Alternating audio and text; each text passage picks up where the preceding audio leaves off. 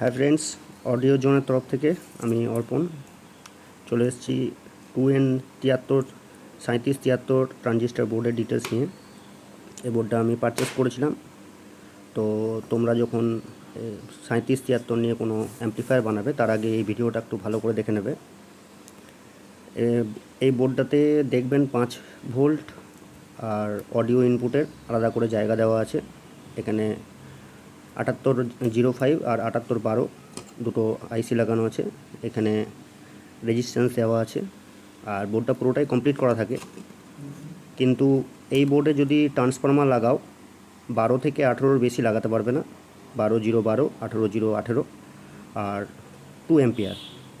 তো এই বোর্ডে ফুল যেটা ওরা ক্লেম করে 200 ওয়াট, 200 ওয়াট তো কখনোই পাবে না। মেরে কেটে খুব জোর 50-50 100 ওয়াট পাবে। তার আগে এই যে ট্রানজিস্টার যেটা দেখছো, যেটা হাতে আছে, সেটা অরিজিনাল বেল কোম্পানির। আর প্রথমেই এই বোর্ড থেকে এই ট্রানজিস্টারগুলো খুলে নতুন ট্রানজিস্টারগুলো লাগাতে হবে। 1 নম্বর পয়েন্ট। যদি তোমরা এই বোর্ড থেকে ফুল আউটপুট পেতে চাও 200 ওয়াটে, তো প্রথম কাজ হচ্ছে ট্রানজিস্টারগুলোকে সব খুলে ফেলে নতুন ট্রানজিস্টার লাগাবে। মোটামুটি 150 টাকা করে পার পিস পড়বে ট্রানজিস্টার মার্কেটে, খোলা বাজারে। আর এর রেজিস্ট্যান্স চেঞ্জ করলেও করতে পারো, আইদার নাও করতে পারো।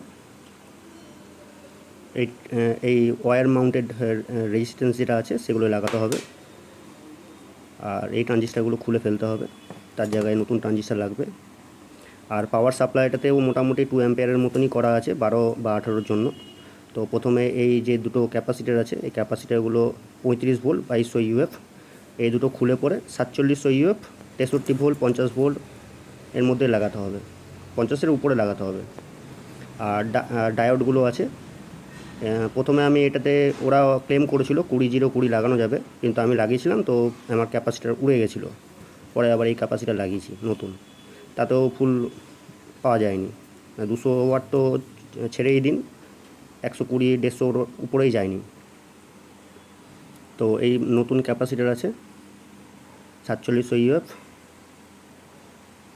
50 ভোল্ট, এটা কেলট্রনের অরিজিনাল। এই দুটো লাগাবো। আর আমার চ্যানেলটাকে সাবস্ক্রাইব করবে, সবাইকে অনুরোধ করছি সাবস্ক্রাইব করবে। পরে এইটারই নতুন একটা অ্যাম্পলিফায়ার বানিয়ে আমি দেখাবো, সাউন্ড টেস্টিং 12 ইঞ্চি স্পিকারে বাজিয়ে দেখাবো। প্রথমে এই ক্যাপাসিটারগুলো চেঞ্জ করতে হবে, নতুন ক্যাপাসিটার লাগাতে হবে 1 নম্বর পয়েন্ট। 2 নম্বর ডায়োড চেঞ্জ করতে হবে, 6A4 ডায়োড আছে। অসুবিধা কিছুই হবে না ফ্রেন্ডস, যখন দেখবে যেমনভাবে লাগানো আছে সেরকমই খুলে আবার সেরকম করে লাগিয়ে দেবে। এই ক্যাপাসিটারগুলো, এই দুটো ক্যাপাসিটার এখানে, আর ডায়োডগুলো প্লাস মাইনাস যেমন আছে সেম ওখানে। তারপর ট্রানজিস্টার, 3 নম্বর পয়েন্ট ট্রানজিস্টার।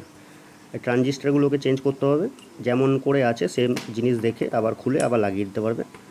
এটা করার জন্য পুরো অ্যাম্পলিফায়ারের জ্ঞান দরকার বলে মনে হয় না আমার, এটা যে কেউ করতে পারবে, খুব সোজা।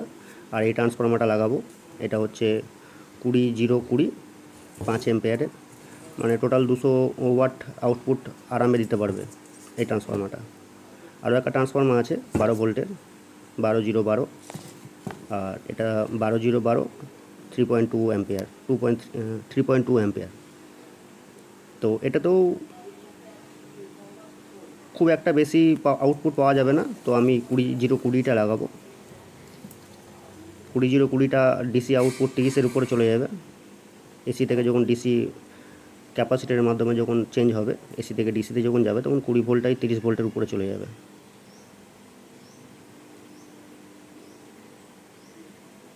পোটেনশিওমিটার লাগানো আছে, পোটেনশিওমিটার আর লাগানোর নতুন করে দরকার নেই, এটা পুরো রেডি। এরপরে এটা খুলে আমি আবার এই ক্যাবিনেটের মধ্যে লাগাবো। ক্যাবিনেটটাও মার্কেটে মোটামুটি 250 থেকে 300 টাকার মধ্যে পাওয়া যায়, মিডিয়াম সাইজের ক্যাবিনেট।